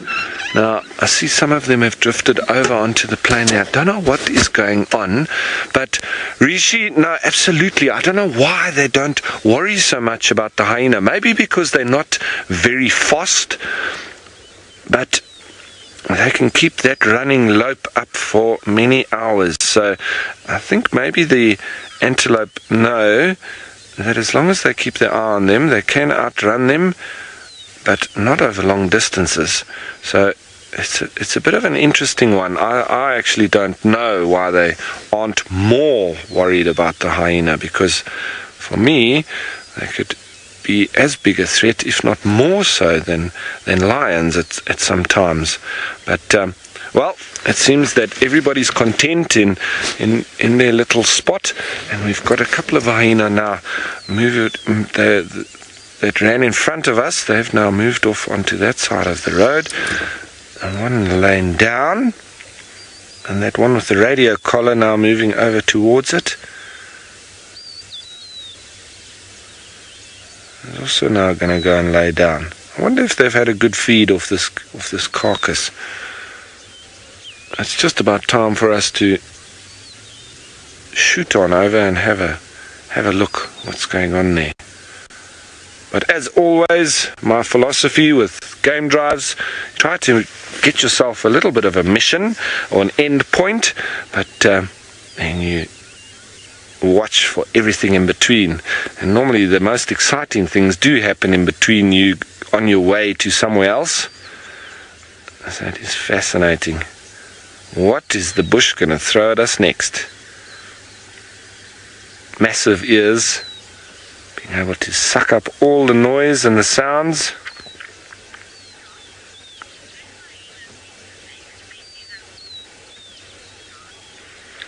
Now, Scott, you're wondering if hyena eat any snake species at all. Scott, the hyena will eat pretty much any kind of meat or animal protein. So if there is a snake that has died or it has got an injury and they smell that, they will definitely go in and feed on it. I've never seen a hyena actually eating a snake, but I have no doubt that if they had the chance, they will eat one. But I'm pretty sure they'll also steer clear of them. So I don't know if they'll go actively hunting snakes. They're not particularly specialist reptile hunters or feeders. But I know that hyenas are such opportunists that if there was a chance of an easy meal, they would definitely not pass it up. So there's every chance. I mean, I wouldn't put it past them chasing a bird of prey off its kill and eating a snake that they'd managed to catch. Sorry about that. That's just one of the lodge vehicles passing by us. He's probably also on his way to have a look at what's happened with those lions. And we've got the Birchel's cuckoo calling off in the background. We call that the rain bird, as he does his rain call. Normally means we're going to be getting rain, but we didn't have any rain last night, and it doesn't look like there's going to be any rain today, even with these clouds out. But lovely birds of prey up in the tree there. Right, I think I'm going to start to head towards these lions, but in the meantime, let's send you over to Noelle and see what she is able to find you as she's driving around.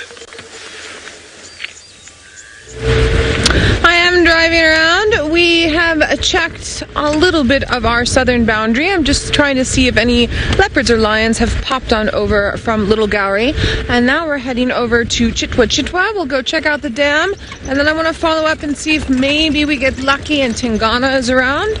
We're going to go see where Scott had him yesterday afternoon. Also check with the guides that side. Ooh, sorry, it's a horrible road. Go check with the guides that side and see if they've come up with anything in the past sort of hour.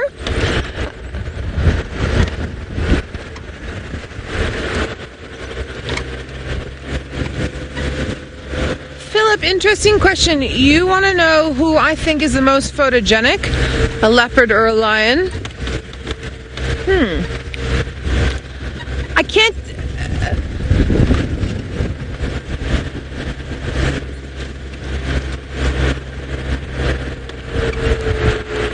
Sorry, Nix, you're going to have to say that again one more time. I'm not picking... It's a photogenic leopard you've ever met. What is the most photogenic leopard I've ever met? In my time? Ooh, I don't know. I'll really have to think on that one. And see if I can come up with something. I think they're all quite photogenic. I think as long as they're doing something, it's very photogenic. A lot of my good photographic opportunities with cats actually haven't been with leopard, they've been with lion. Playing and wrestling, and also cheetah as well. 2 male cheetahs standing up and wrestling with each other. Most of my favorite leopard shots are not moving ones, and I find that the action-packed cat movements are more fun to photograph. Leopards are always just pretty though. It doesn't matter, every leopard's pretty. Even the ones that are a little bit gnarly are still beautiful. Interesting question. Okay, we're almost to the dam. I've seen hippo tracks, seen vervet monkey tracks, seen hyena tracks, no leopard or lion tracks. That's something else we haven't seen in a while here in Djuma is cheetah. Cheetah would be nice to pop up for Christmas. I would enjoy that. Now, yesterday I was talking about some of the rain that's hit farther north of us, and I was saying that I'm not too worried about this area with rain. But now that I've been driving around since I got back from leave, all of the water holes that had water before I went on leave are now dry. So we need rain. We need rain quite badly. We need to have 100 mils in a couple of days and really soak up. Friends of mine where I used to work before I started working here, they got 112 mils overnight, and the rivers were flowing and everything. It's beautiful. That's exactly what we need. We need a bit of that and get everything all nice and soaked and get the water table up. It still looks green, but if we don't get some nice heavy rain shortly, this green's gonna go away. Sadly.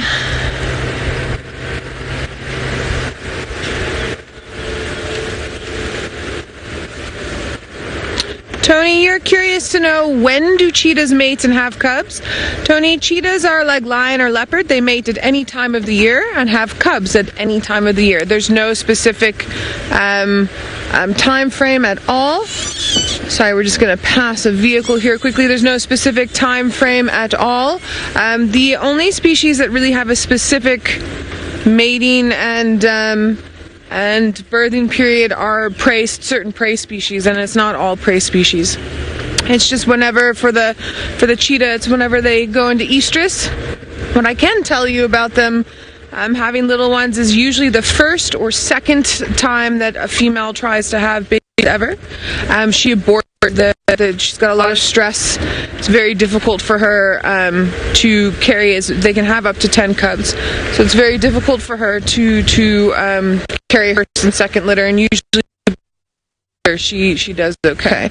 Now, as I'm driving into the dam here, more fresh elephants making me happy, and so hopefully we'll find some elephants around here. It might have been for a drink. We will just have to wait and see and stop and listen when we get to the dam wall. Our resident fish eagle is here.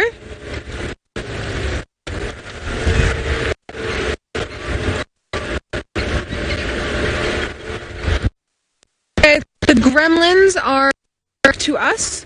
So, and I can... All right, let's go to the spot quickly, and then gremlins will go away, and then I'll be able to show you the Ellies. Ah, shame. Poor old Noel seems to be having a nightmare with the tech issues this morning, but hopefully that will rectify itself soon. And we are checking our southern boundary in the hope that we'll find some tracks of Shadow and her daughter, not Barbara, heading from left to right into Djuma. To the left is where we cannot go, to the right is where we can. So I'm kind of working from the outside in. Yesterday evening we had her tracks coming towards our southern boundary. I didn't find any of them crossing, but it's just useful to double check and make sure. Now, I haven't forgotten about the little surprise creepy crawly that I would like to show you guys, so I'm going to just look for the appropriate tree within which it will have its new home. I don't want to put it in a bad spot, so I'm being a little bit picky about where exactly I'm going to plonk it. Sorry, I'm keeping my head kind of down on the looking at the road so that I can check for any tracks. If the animal crosses from left to right and doesn't walk along the road, of course it leaves you a very small window of where you can actually see the track. So just focusing on the task at hand here. It's such a beautiful morning, not a breath of wind, not too hot yet, beautiful sunshine, And of course, just the excitement of and joy of getting to see that little cub again. It's the most awesome little critter. One concern though that I haven't really chatted about with you guys too much, considering the gravity of what's going on, is the fact that Thandi keeps taking these kills back to her den. I mean, it's ludicrous. What is she thinking? Because that cub is far too small to be nibbling on the meat, and I mean, that was evident because the cub went nowhere near her and or the meat once she arrived there. So, not very good parenting. Irresponsible mother. Because of course the scent of that impala kill will attract other predators, hyena, lion, other leopard. Noel seems to think that the cub would already be nibbling on meat. I mean, I've never heard of cubs eating meat that small. I've never seen pictures of it. I'm not sure if Noel's got any first-hand experiences of cubs as young as 6 weeks, or let's say she's 2 months old at the most, that cub, which it isn't, because it's just too small. It's usually at around 3 months of age that they will start. Now, give or take a week or two either side of that would be plausible. And again, ordinarily those cubs are going to be big enough to be taken to a kill, as opposed to the mother bringing the kill back to them. Of course, something small like an impala can quite easily be transported to the den, but I think it's not a wise move. And I mean, again, the only time I've seen cubs eating meat is when they are at mobile, not dens, but hideouts, and or getting taken to an actual kill. It's not going to be taken to a full den site, and this is a full den site. That is it's not a mobile den of, that you'll get of 3-month-old cubs. So, interesting stuff. And I guess you'll just have to chat with Noel further when you jump back onto the vehicle with her. But for now, you're not going to have an opportunity to do that because you're not jumping back on with her. You're going to be jumping back on board with Ralph. I'm not sure if you've seen the animals he's found you, but there are some lions waiting for you. Yes, thank you. And these lions are so fat after having fed for a few days now on the hippo carcass, and it seems the male that is near to where that female and the cub is still having a go at the remains. There are a lot of hyena around, and there's vultures up in the tree, so everybody's getting ready for the leftovers. But by the way it looks, I don't know if they're gonna have much left, so their wait might all be in vain, as these lions have really taken their fill over the last few days. It's a shame we can't see him a little bit better. He is quite far from us.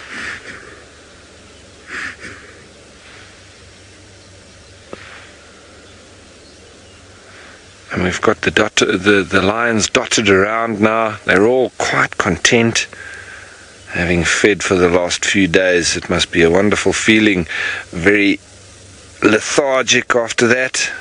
Like I said yesterday, I think there'll be a lot of people around the world feeling the same, with Christmas lunch, Christmas dinner. And you've got to have that lovely snooze, siesta, let it all digest afterwards. And there we go, there's the female doing exactly that. The youngster maybe go in for a small drink, suckle from mum. We did see even these young little cubs having a taste of the meat on the hippo carcass, which was lovely to see yesterday. He's obviously having some milk now.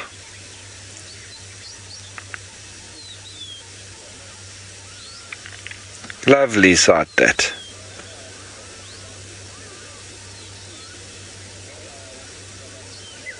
See, there's only one cub there at the moment. I know that there are 3 or 4 of them. I did see them yesterday afternoon.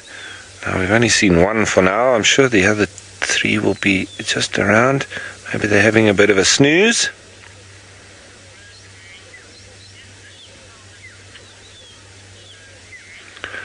Rosemary, you're wondering if this is still the hippo that they're feeding on? Absolutely. It's been the same food that they've been eating on for the last 3 days. So when they make a big kill like a hippo, it's really worth the risk, because now, as you can see, they've fed on this for the last few days, and that could last them even up to a week or so.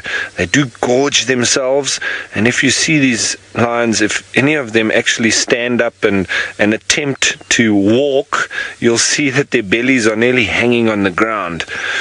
So we won't be seeing this lion pride hunting any time in the next day or two, that's for sure. Unless a very silly warthog comes walking right past them, they won't let up the opportunity. But I tell you, it needs to be a very slow warthog that's going to get caught by these fat lions. Because I don't even think they can walk, let alone run, with the size of their bellies. There'll be a lot of snoring going on in the next little while. And you do not want to be behind or near the lions after having fed on a fresh kill. They really can let off some smelly wind.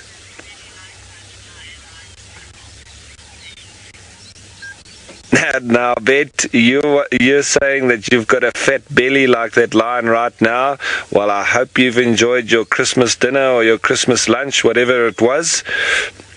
I'm glad that you're enjoying the Christmas festive spirit as the vultures look on in anticipation of getting a little peace. If only the lions would let them in.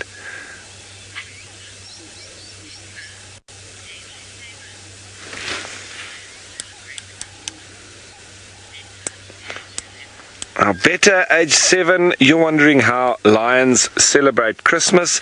Well, I think by eating hippos.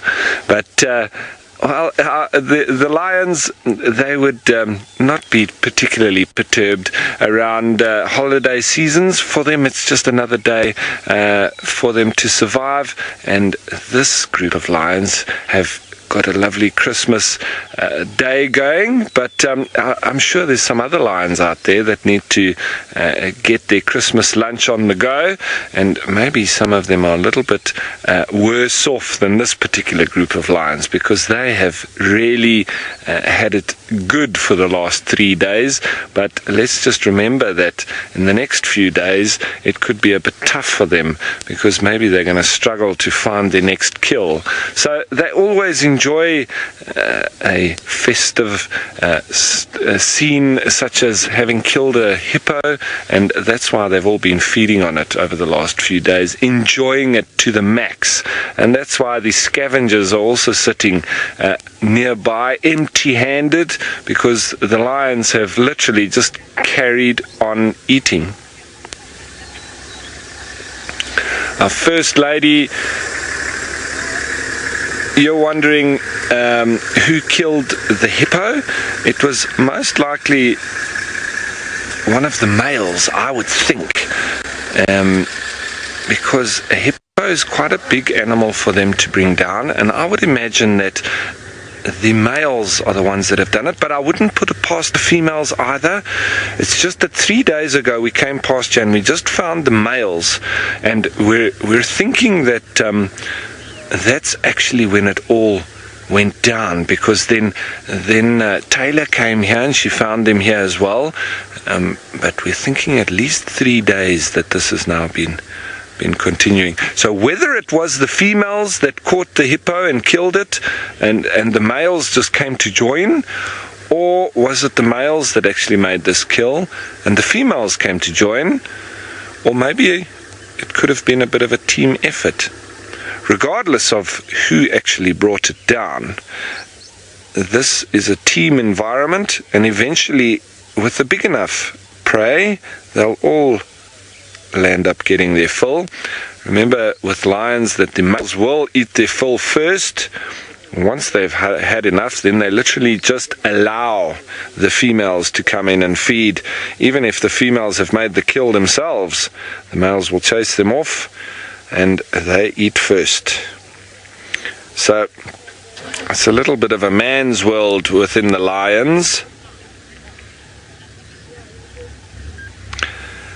So hopefully we can get to see a little bit more of the males here. I'm going to try and reposition and get us into a nicer spot. But in the meantime, let's head south to Scott, who's got a critter to show you.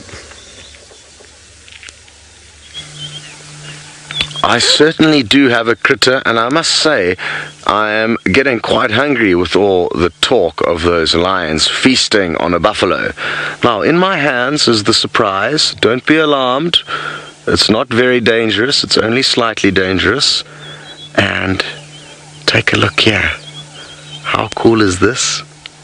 It's a little scorpion. And you'll notice that it's quite relaxed at the moment, and an interesting trick with scorpions, because they like being in small crevices, if you kind of put your hands on top of them like that, how I had it, it kind of makes them go to sleep and feel comfortable. And then once you open your hands, oh, well, now he's woken up. Once you open your hands, in theory, they're supposed to be quite sleepy. Now, as it moves around, you will notice that it's got very large lobster-like or crab-like pincers, and relatively speaking, it's got a very small and thin tail. Now that helps us, now it's better in the sunlight, that helps us to determine whether it's highly venomous or not so venomous. And what do you guys think? Where is the dangerous end of this scorpion? At the front or at the back? Of course, it is at the front, where they have those massive, massive pincers. Now, I've been stung by this type of scorpion before, many times actually, and I'd say it's probably a quarter of a bee sting. Not very serious. And the more venomous scorpions, their pincers will be as thin as its legs, so far thinner, and you'll hardly even notice that the venomous scorpions have actually got pincers. They are very, very delicate and just used for feeding. Sorry, scorpion. Just jumped off the car. That's not a very nice way to spend Christmas. And a good way to catch scorpions is to pick them up by their tail like that. And I just want to make it relax now, so I'm going to close my hands again. And then, because we have had a good look at it, I think it's time to release it into this knobthorn tree. And this specific scorpion, the Epistocanthus asper, likes to live in small cracks in trees. It's arboreal.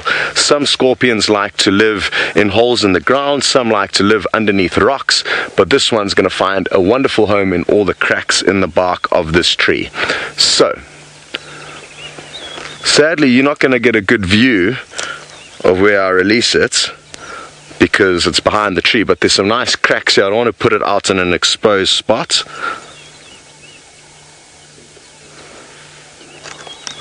Come on, off you go. Doesn't want to leave me.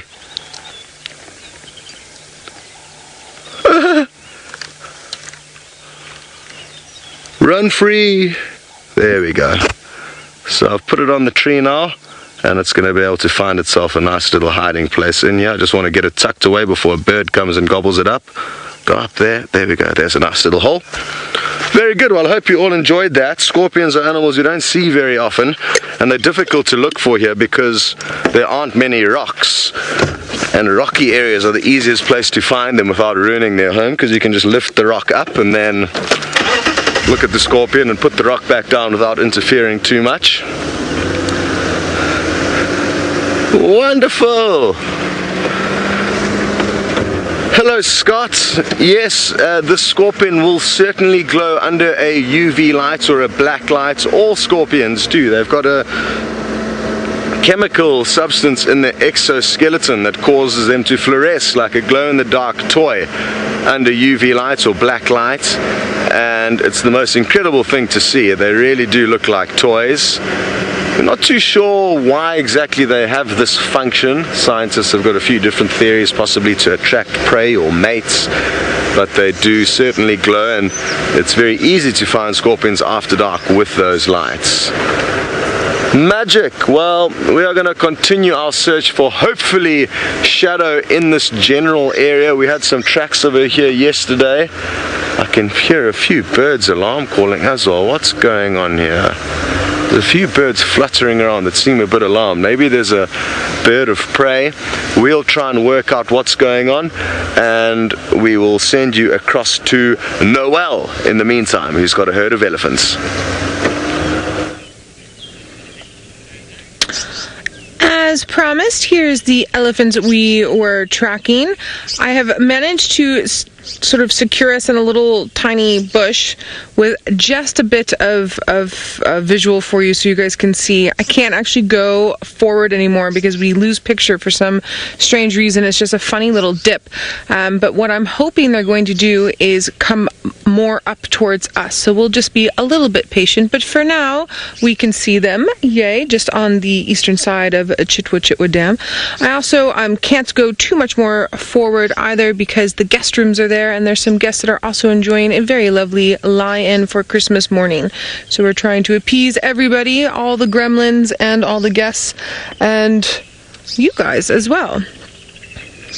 So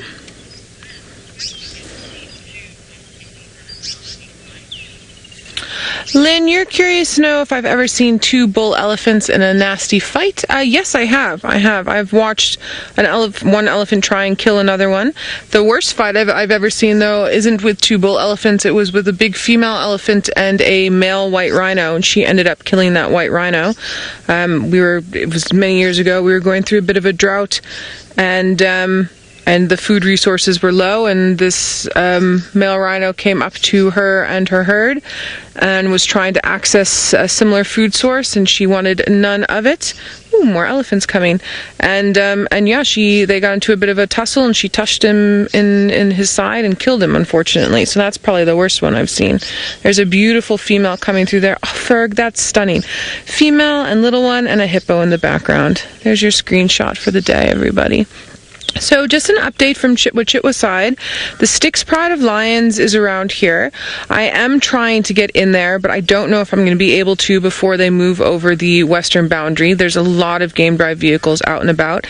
And then there was a leopard sighting on the backside of Chitwa Dam wall, but he went into Little Gowrie.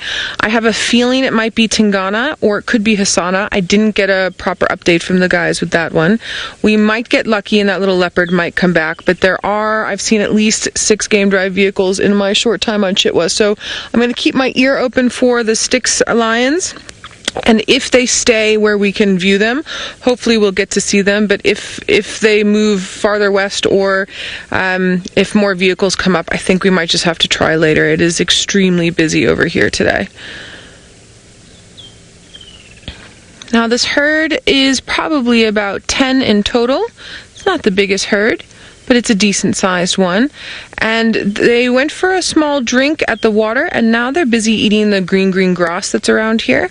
So I don't think they're going to be standing away from where we can see them for too long. I do think that they are going to pop up the road on this side. We've got 2 youngsters that are eyeballing each other. There we go. Haha. So Lynn, it's not 2 big males that are fighting, but we've got 2 little ones that are wrestling. That's always cute. Practicing their moves and working on their muscles. Raya, you're curious to know how common is it for elephants to kill rhino?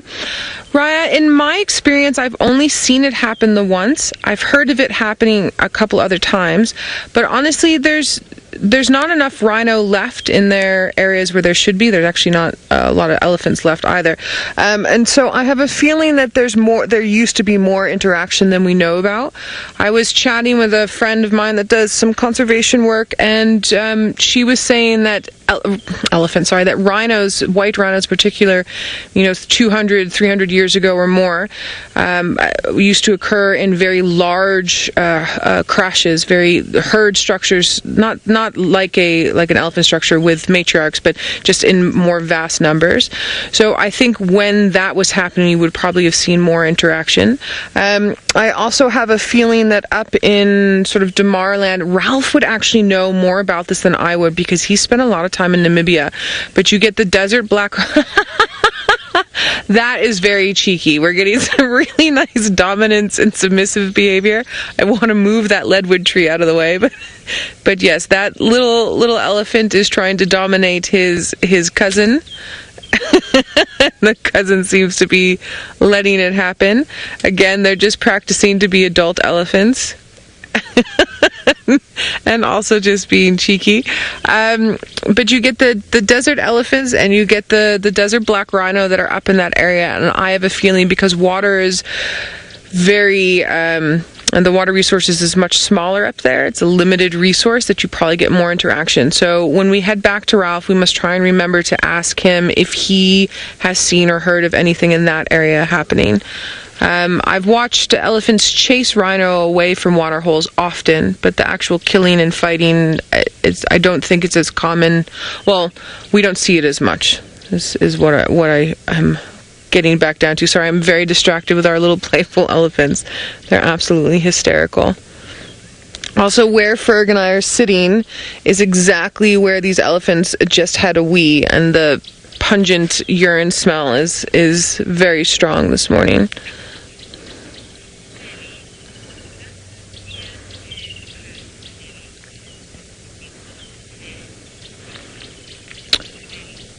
Costelli, you're curious to know if the tear in some of these elephants' ears hurts them. Look, I'm sure it hurts them a little bit when it happens, but I don't think it's super painful. I mean, humans get their ear pierced. I have my ears pierced, and I remember it being a pinch, and then you carry on, so I'm sure it's similar to that. Those two are still wrestling on the side there.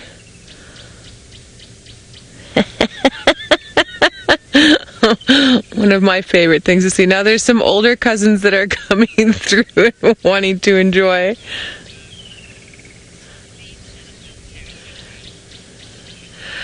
The voiceover, you're curious to know, are elephants territorial? Voiceover, elephants are not territorial. Elephants work in something called home ranges, and they've got winter feeding areas and summer feeding areas. They're not territorial like a leopard or like lion. Rhinos are territorial. Buffaloes are not territorial. Buffaloes work in home ranges like elephants do. Oh, please come up the road next to us. Can we hear them talking? There's low rumbles coming.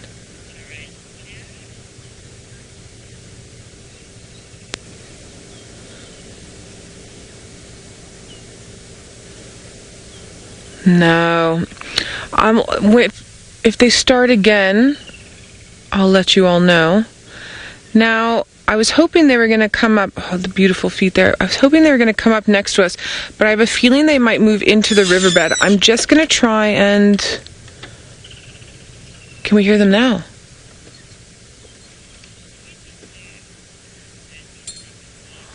All right. We have a little bit of signal issues coming from my side, so I'm going to try and move my vehicle around.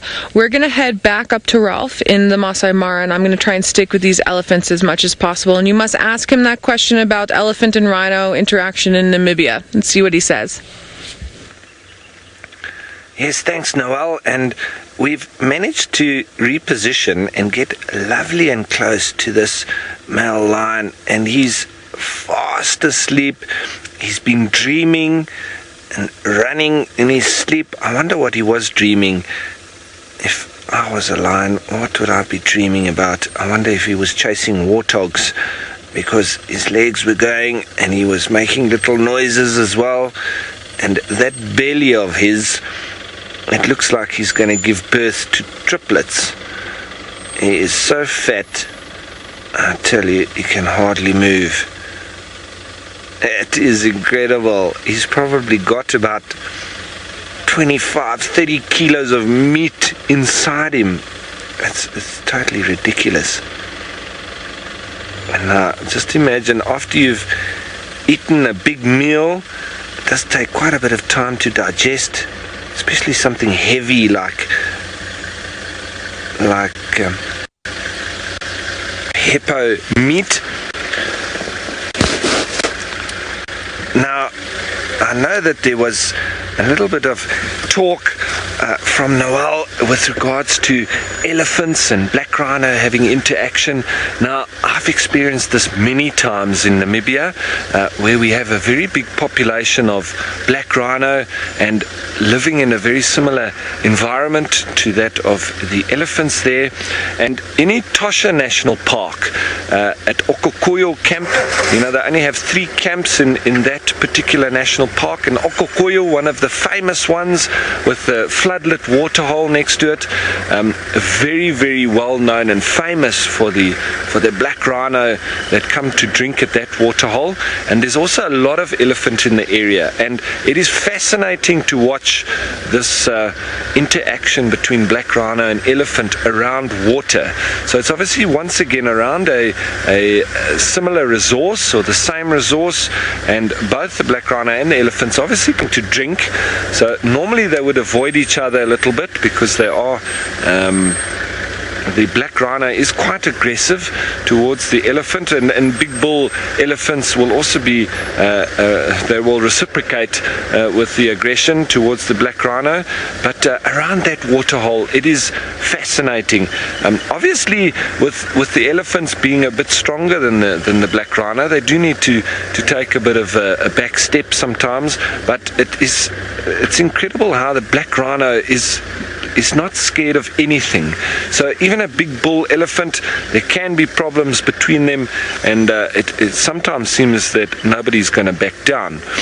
But I have watched black rhino fighting each other literally to the death, and landed up in the water, and the one drowning the other, and that at that stage there was about 23 black rhino all around the waterhole.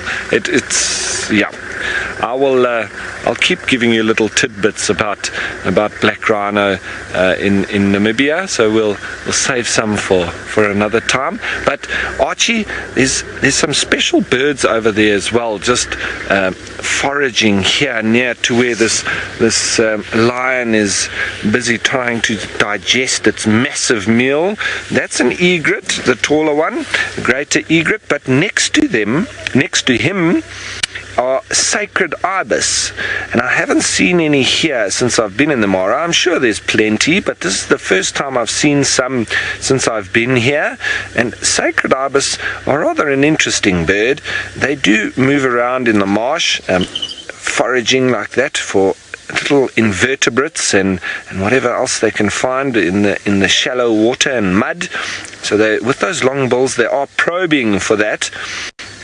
Now, they're called sacred ibis because many moons ago on the Nile River and in Egypt, there was a lot of planting of different crops along the bank and along the floodplains of the Nile River, and a lot of the people thought that with the birds moving through and foraging like that they were actually eating up all their seeds, and so there was a big mission to eradicate these birds because of them thinking that they were eating their crops.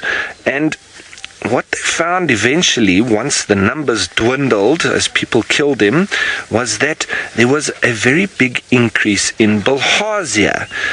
And one of the pharaohs had all his researchers out and his scientists, and they all went and found out that actually this bird, its predominant diet is that of snails, and that is the host species of bilharzia.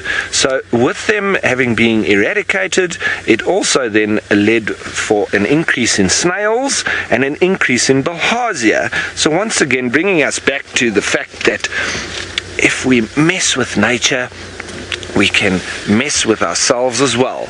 So eventually the pharaoh called them sacred ibis, and nobody was allowed to kill them anymore. Now these male lions have just gotten up. One of them's walked across here. Let's actually see. And the one here close to us, he's actually urinating on his own foot.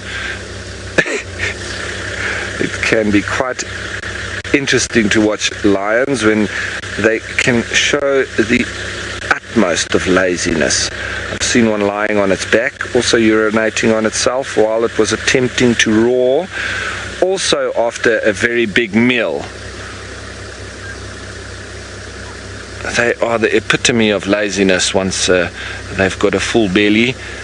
Male lions, and they, look at that, he can hardly walk.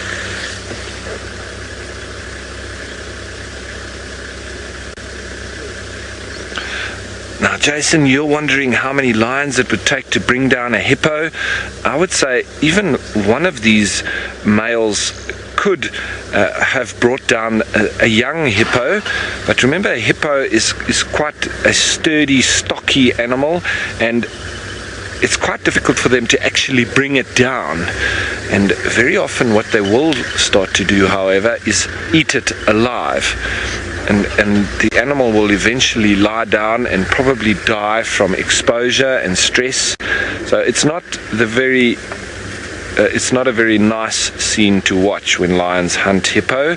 It's quite similar when they hunt elephant. It's difficult for them to bring it down. So yes, you literally have them start to eat on the hindquarters, and they also need to stay away from the head of the hippo because one bite could kill them too.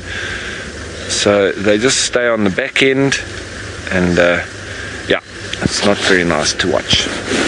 And now we've got the 3 males all in a line, and it is the Chitwa males, and one of them's got the end of his tail missing.